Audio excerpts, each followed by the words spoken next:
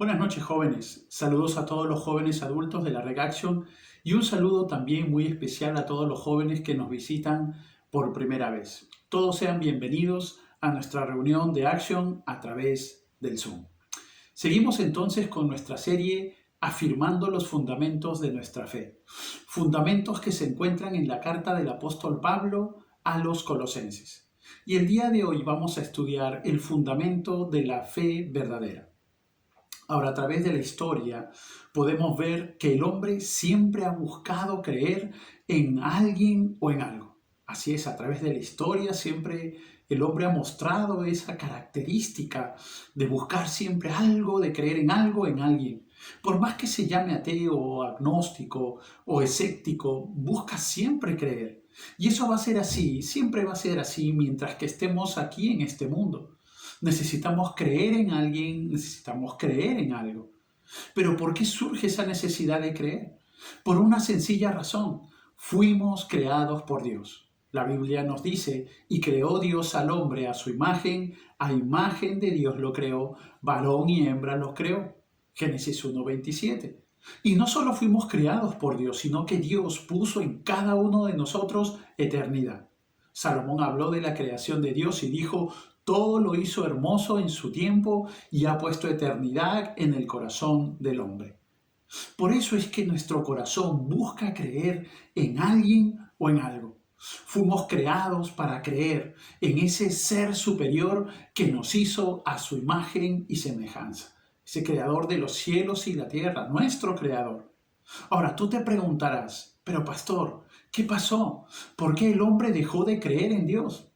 La respuesta es muy simple, es muy sencilla.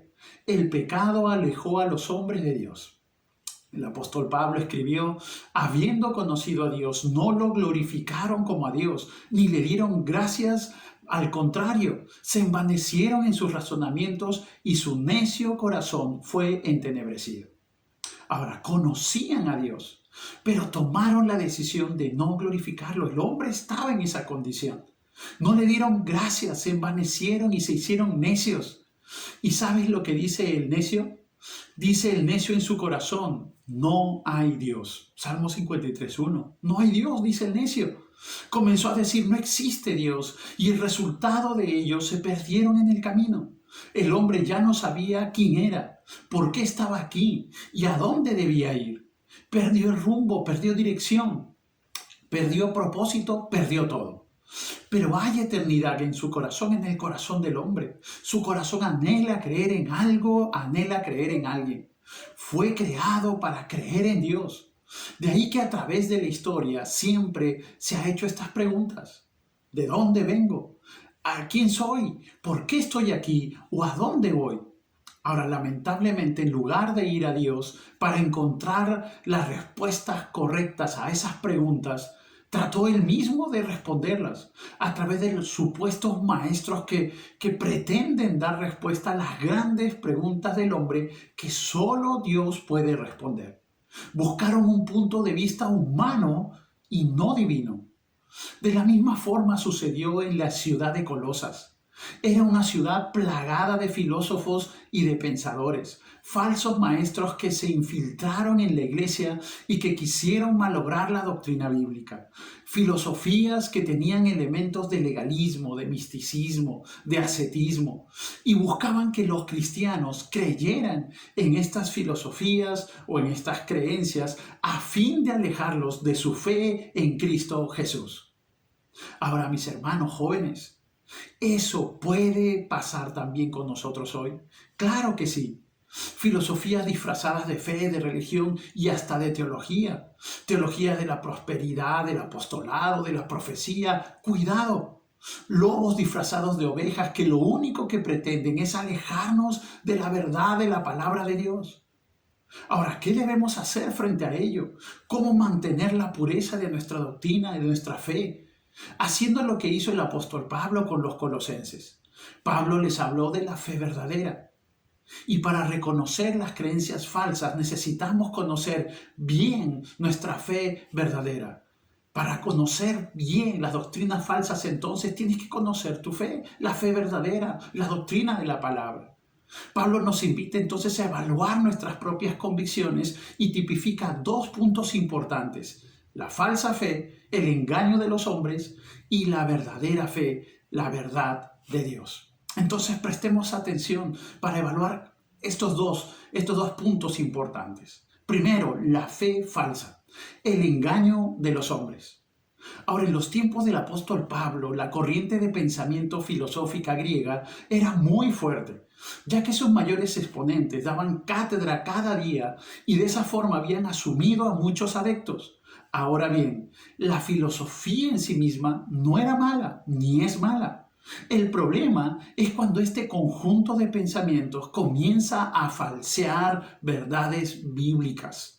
Es por eso que Pablo advierte que la falsa fe viene por el engaño de los hombres. Esa falsa fe viene por el engaño de los hombres, de tergiversar la palabra. Y lo primero que debemos ver es que la falsa fe viene por pensamientos humanos. Pablo inicia esta sección advirtiendo que nadie os engañe, refiriendo al hecho de que nadie os secuestre o capture como esclavos, y se refería al hecho que el pensamiento que se había insertado era el pensamiento gnóstico. Ahora, donde estos pensadores gnósticos manifestaban que las verdades de la eternidad se deberían conocer solo y puramente bajo el concepto del conocimiento, y que este conocimiento se adquiría cuanto más espiritual se podía ser.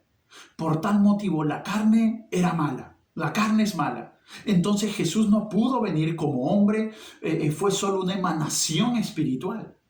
Y es aquí donde nace el famoso celibato, donde se prohíbe a la autoridad espiritual casarse porque la carne es mala. Hay que darle duro a la carne, hay que oprimir a la carne. Y el pensamiento de la intercesión solo de algunos santos para poder ser escuchado por Dios. De ahí surgen estos pensamientos. En otras palabras, Pablo les está diciendo: no dejen que el gnosticismo capture sus pensamientos de tal manera que esclavice la libertad que poseen en Cristo Jesús. La advertencia que Pablo manifiesta es clara y es real, de tal manera que aún hasta hoy tiene vigencia. Cuando Pablo habla de la filosofía, no se refiere al estudio de las preguntas básicas concernientes a Dios y al significado de la vida, no. Se refiere a las especulaciones e ideas de los falsos maestros, no cimentadas en la revelación divina, en la palabra del Señor. A eso se refería Pablo con filosofías falsas. Estas ideas habían llegado por mera tradición humana. Podemos haber incrustado aún en nuestras vidas muchas filosofías y puntos de vista. Aún muchos nos movemos conforme a cómo fuimos criados por nuestros padres o nuestros seres queridos. Y obviamente no estoy en contra de eso. No, jóvenes. Creo que el cristiano debe, en cierto sentido, filosofar, pero debe hacerlo a la luz de la palabra de Dios. Es hora entonces de comenzar a revisar nuestras convicciones y poner el espejo de la palabra de Dios para ver hasta qué punto mi vivencia diaria, mi fe, es acorde a la verdad de Dios. Debemos tener cuidado, reflejar nuestra vida en el espejo de la palabra del Señor para evaluar y ver cómo estamos caminando, cuál es nuestra filosofía de vida. En segundo lugar, Pablo nos sigue hablando sobre esta falsa fe y nos dice que esta falsa fe es hueca. El texto original refiere directamente la palabra engaño disfrazado. Y es así que Pablo manifiesta a la iglesia la advertencia de aquellos hombres que, usando argumentos humanos, disfrazan sus propios conceptos en pseudo espirituales. Todo con el propósito de engañar y enseñar su falsa doctrina. Ahora, mis hermanos jóvenes, debo confesar que hoy muchos hombres se han levantado aún por los medios de comunicación, manifestando doctrinas totalmente distantes a la interpretación sana y santa de la palabra de Dios. Es por eso que muchos, buscando una respuesta, han acudido a lugares que solo finalmente han traído tristeza y confusión a sus propias vidas. Ahora, la mejor forma de estar apercibidos y no caer en ningún tipo de enseñanza falsa, jóvenes, es simple. estudiar la palabra de Dios, es investigar en la fuente original y extraer de ella el manantial de vida que posee. Estudiemos la Biblia para que no pueda ser confundido por estos falsos maestros o falsas enseñanzas. Pero también la falsa fe se sustenta en tradiciones. La frase de los hombres denota que no son de Dios, y si no son de Él, no pueden tener ningún provecho alguno, conforme a los rudimentos del mundo. Rudimentos del mundo denota aquellos principios o reglas o regulaciones que han sido inventados por los hombres y no según Cristo Jesús. Esta frase indica no conforme a la enseñanza de Cristo. Y denota también cualquier acción o práctica que no esté en armonía con las sagradas escrituras. Ahora, cuando Pablo refiere a las tradiciones o se refiere a las tradiciones, lo que está diciendo es la transmisión de religiosidad, de reglas, de normas con el deseo de alcanzar el cielo, de procesiones, de fiestas patronales, formas de pensar y de vivir que nos llevan a creer que con eso lograremos el cielo. De tal manera que asumo una postura no por convicción propia, sino por tradición. Y es aquí uno de los mayores enemigos de un cristiano, de una cristiana. El seguir la fe por tradición, por rutina, por costumbre y no por convicción. Por eso hay una diferencia total entre aquellos que participan en y otros que están comprometidos voluntariamente en. Ahora, ¿tú participas de esta iglesia o estás comprometido voluntariamente con esta iglesia? ¿Participas con Cristo o estás comprometido voluntariamente con Cristo? Esto se refleja fácilmente en los desafíos y los retos de la iglesia, en mi asistencia a los cultos de oración, a los cultos dominicales, mi participación en la red, en los ejercicios espirituales y en los estudios de la palabra del Señor en la escuela bíblica. ¿Cuán comprometido estoy? ¿Cuán comprometido estoy? Eso va a reflejar que tú tienes una relación con Dios, que tú caminas con el Señor voluntariamente y que no vives bajo una regla establecida por una tradición o por la cultura. En segundo lugar, jóvenes, ahora Pablo nos habla sobre la fe verdadera, la verdad de Dios. Y Pablo inicia el verso 9 diciendo, ¿por qué? Ahora introduce otra razón entonces para abandonar la falsa enseñanza. Esas falsas enseñanzas que plagaban el entorno de los colosenses en ese tiempo. Así como existen engaños que Pablo se encargó de manifestar y advertir a la iglesia de Colosas, también refiere tres verdades necesarias para el aprovechamiento de nuestra vida espiritual. Y lo primero que le va a decir Pablo a los colosenses y a nosotros es la verdadera fe es Jesús. Y escúchame bien, joven, la verdadera fe es Jesús. Ya que había un sector del pensamiento gnóstico que no aceptaba la deidad de Jesús, Pablo registra en este verso, en Cristo habita toda la plenitud de la deidad. Es lo que nos dice Pablo. Y en este corto verso, Pablo encierra una de las verdades espirituales más profundas. Presenta la majestad gloriosa del Señor Jesús y su completa suficiencia. Pablo, mira lo que nos dice. Pablo nos dice que Dios se hizo hombre en Cristo Jesús. Jesús es la imagen de Dios. Jesús, quien murió en la cruz, es el mismo Dios de los cielos. Jesús no posee una parte de Dios. No es una parte de Dios. El texto dice que en Él habita toda la plenitud de la deidad. Habla de naturaleza divina, habla de esencia divina. Jesús en su naturaleza es Dios, en su esencia es Dios. Jesucristo no fue alguna luz divina que lo alumbró durante un tiempo mientras que estuvo en la tierra. No, esa luz era propia, era suya. Él es Dios en toda su dimensión y lo es para siempre. No solo un momento, es eterno. Entonces podemos concluir diciendo que la fe verdadera se encuentra en Jesucristo y no en religiones y no en filosofías, no en tradiciones humanas. Puedes hacer lo que sea para alcanzar la salvación y no podrás lograrlo, porque la verdadera fe se encuentra en Cristo Jesús. Pero la verdadera fe también es completa, nos dice Pablo. Pablo nos dice en el verso 10, y vosotros estáis completos en Él. Esta es la segunda verdad que Pablo se encarga de manifestar. Pues si Jesús es Dios y digno de ser alabado, pues entonces aquellos que lo conocemos, tú y yo, si tú eres creyente, confías en Cristo, podemos estar seguros y completos en Él. Ahora, joven, recuerda que después de la caída el hombre quedó incompleto. El hombre quedó espiritualmente incompleto porque el hombre se encuentra en total separación de Dios, sin posibilidades de comunión con Él. Está moralmente incompleto porque vive aparte de la voluntad de Dios. Está mentalmente incompleto porque desconoce la verdad suprema. Está ciego espiritualmente, muerto espiritualmente.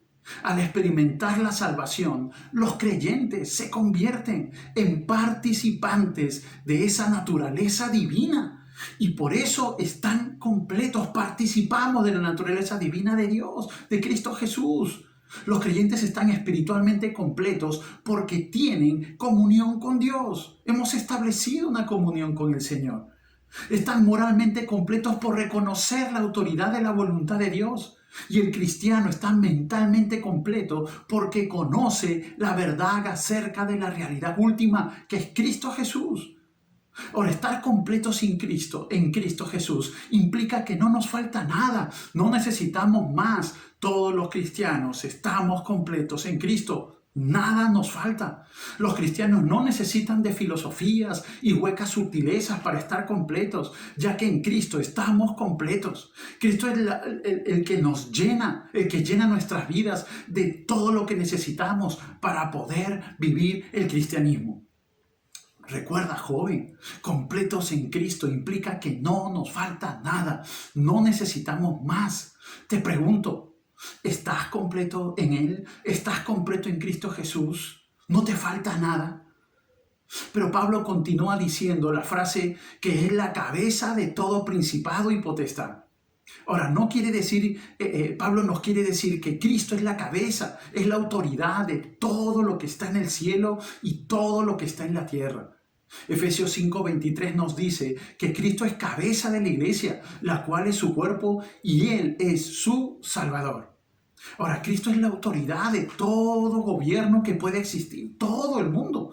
Este pasaje básicamente está enfatizando el poder y preeminencia que Cristo posee sobre todas las cosas. Todas las cosas están bajo los pies de Jesús. Mira lo que nos dice Efesios capítulo 1. Y sometió todas las cosas bajo sus pies y lo dio por cabeza sobre todas las cosas a la iglesia, la cual es su cuerpo, la plenitud de aquel que todo lo llena en todo. Ahora, Cristo tiene autoridad sobre toda la creación. Pero también lo que nos dice Pablo sobre la verdadera fe es que da seguridad.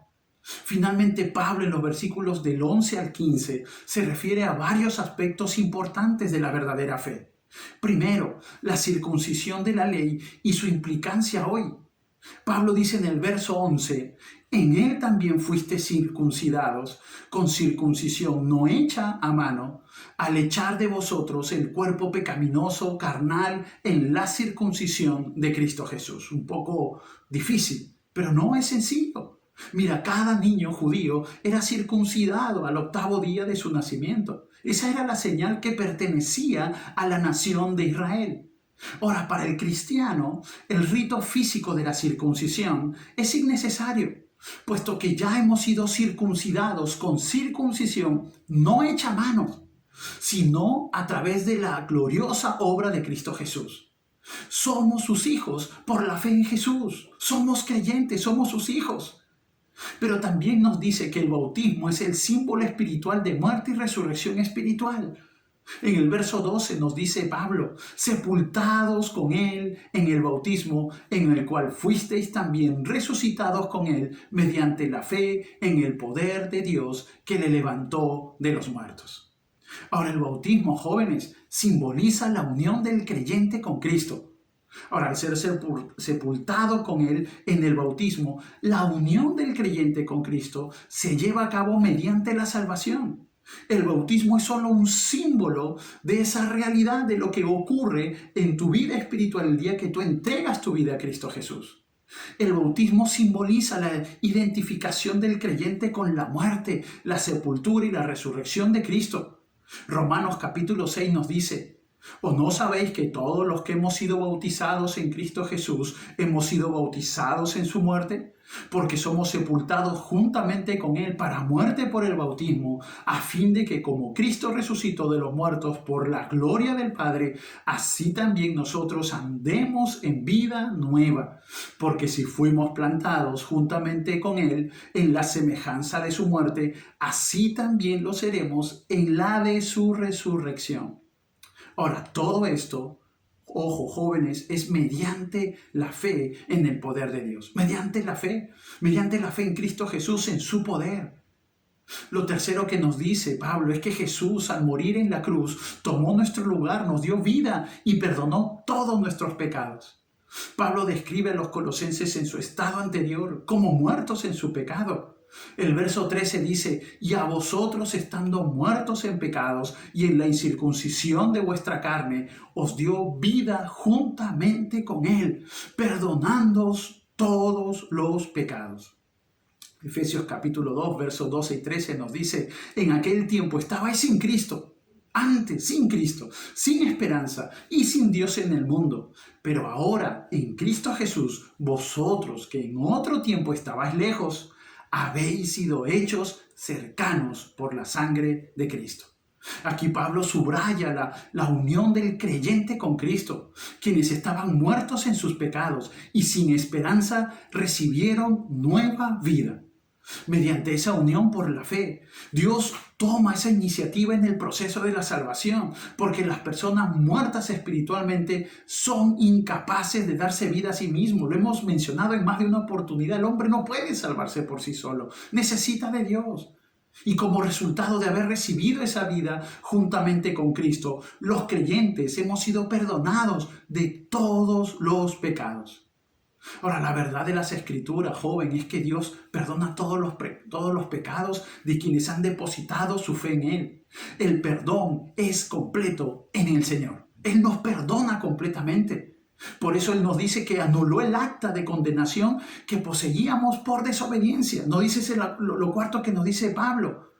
Pablo, para enfatizar, ilustra el perdón de Dios. Cuando Dios nos perdona, lo hace anulando el acta de los decretos que había contra nosotros, que nos era contraria, quitándola de en medio y clavándola en la cruz. Pablo dice aquí que Dios borró nuestro certificado de acta de deuda, clavándola luego en la cruz. No quedó el más mínimo rastro en nuestra contra del pecado, aquello que nos condenaba. No, nuestro perdón, joven, es completo. Pero también despojó de las manos de Satanás el acta de nuestra condenación. Pablo termina diciendo en esta sección del verso 15: y despojando a los principados y a las potestades, los exhibió públicamente, triunfando sobre ellos en la cruz. Los exhibió públicamente. La victoria de nuestro Señor Jesús en la cruz despojó por completo a Satanás de todo su poder y acabó con sus planes de detener la obra redentora del Señor. Le despojó de ese poder que tenía sobre el hombre pecador. Ahora, yo puedo concluir en este tiempo diciendo lo que nos dice Romanos capítulo 8. Antes, en todas estas cosas, somos más que vencedores por medio de aquel que nos amó. Por lo cual estoy seguro de que ni la muerte ni la vida, ni ángeles ni principados, ni potestades, ni lo presente ni lo porvenir, ni lo alto ni lo profundo, ni ninguna otra cosa creada nos podrá separar del amor de Dios que es en Cristo Jesús, Señor nuestro. ¡Qué bendición! ¡Qué bendición! ¡Qué palabra más poderosa! Amigo, amiga, una verdadera fe incluye el arrepentimiento del pecado y una confianza plena en la obra de Cristo Jesús para salvarnos de la condenación eterna. Joven, si tú nos ves por primera vez, el pecado nos condena y nos lleva a vivir en el infierno por la eternidad, apartados de Dios, sin ninguna esperanza de vida, sin ninguna esperanza de salvación. No hay obra que puedas hacer para salvarte, no lo hay. Tú puedes decir en este momento: yo no tengo pecado, yo soy una buena persona y me voy al cielo. Déjame decirte, joven, que no es así, no es así. porque el pecado se refleja a través de nuestra rebeldía, del odio, del egoísmo, de la desobediencia. Todos somos pecadores. La Biblia dice, no hay justo ni aun uno. No hay justo ni aun uno. Pero ¿sabes qué, joven? Tengo una buena noticia. Esa buena noticia es Jesucristo. ¿Sabes? Dios se hizo hombre en la persona de su Hijo Jesucristo y vino a este mundo para derrumbar esa barrera que el pecado había establecido entre Dios y los hombres. Jesucristo vino a este mundo para traer salvación. Él murió en la cruz para pagar la deuda de nuestro pecado. ¿Recuerdas? Él pagó la deuda de nuestro pecado. Aquel documento que nos sancionaba, Él lo pagó. En la cruz debimos haber muerto tú y yo porque la paga del pecado es muerte. Y tú y yo debimos ir a condenación eterna, directamente alejados de Dios por la eternidad, allá en el infierno. Pero ¿sabes lo que hizo Cristo? Tomó nuestro lugar y recibió el castigo por todos nuestros pecados. Su sangre perfecta y sin mancha fue suficiente pago por nuestro pecado. Él recibió el castigo para que tú y yo podamos recibir la salvación. Solo tienes que arrepentirte de tus pecados y hacer de Cristo tu Rey y Señor. Reconoce tu necesidad de Dios, pídele perdón por todos tus pecados, entrégale tu vida a Cristo. Cree en Él y ahora vive en obediencia a su palabra. Solo así podrás tener una fe verdadera. Una fe verdadera es puesta en Cristo Jesús. Joven, ¿tú quieres entregarle tu vida a Cristo? Pues yo te digo, tienes que arrepentirte de tus pecados. Tienes que arrepentirte de vivir en ese estado de pecado, separado de Dios. Y hoy quiere el Señor que tú puedas reconciliarte con Él. Que no sigas viviendo de esa manera. No hay obra que tú puedas hacer para alcanzar el cielo, para alcanzar la bondad de Dios. No hay obra, porque todas nuestras obras son como trapos de inmundicia, dice la Biblia. Están sucios, son inmundos delante del Señor. Necesitamos la gracia de Dios, el perdón de Dios. Y hoy tú lo puedes recibir si solo allí tú le dices, Dios, perdona mis pecados. Me arrepiento de cada uno de ellos. ¿Qué te parece si oramos? Y yo voy a hacer una oración entregando mi vida a Cristo Jesús, esa oración que hice hace unos años atrás. Pero si tú quieres hacer esa oración allí, lo profundo de tu corazón, yo solo voy a orar y voy a guiarte, pero tú tienes que decirle con tus propias palabras, si tú verdaderamente quieres entregarle tu vida a Cristo. Oremos, por favor. Bendito Dios, gracias por este mensaje, Padre. Señor, no quiero seguir, Señor, falsas filosofías, Señor, falsos maestros. Señor, esa falsa verdad que nos propone este mundo, que trata de confundirnos y apartarnos de ti. Y nos lleva a decir que tú no eres real. Dios, hoy quiero poner mi vida en tus manos. Y me arrepiento, Señor, de prestar mi oído, Señor, a aquellos pensamientos falsos. Y hoy pongo mi vida en tus manos. Me arrepiento, Señor, de vivir lejos de ti, en pecado, apartado de ti, ciego a las cosas de Dios. Señor, perdóname. Y hoy pongo mi corazón y lo pongo en tus manos para que tú hagas, Señor, tu obra en mi vida. Dios bendito, ayúdame a ser obediente a tu palabra. Ahora quiero vivir para ti. Quiero que tú seas Rey y Señor de mi vida, Dios. Gracias, bendito Padre. Gracias. Joven, si tú por primera vez has hecho esta oración, te felicito. ¿Sabes? Es una decisión importante en la vida de toda persona, de reconciliarse con el Señor, con su Creador. Entonces nosotros queremos orar por ti y para ello quiero pedirte por favor que tú le hagas saber esta decisión que has tomado a tus líderes o tu amigo que te ha invitado y de esa manera podamos orar por ti y también involucrarte en un curso básico de la fe del creyente. Entonces te animo a que tú puedas comunicarte con alguno de los líderes o tus amigos que te han invitado para ayudarte ahora en tu crecimiento espiritual. Joven, tú que conoces al Señor, cuida por favor tu mente y tu corazón de esos pensamientos y filosofías vanas. No, ten cuidado.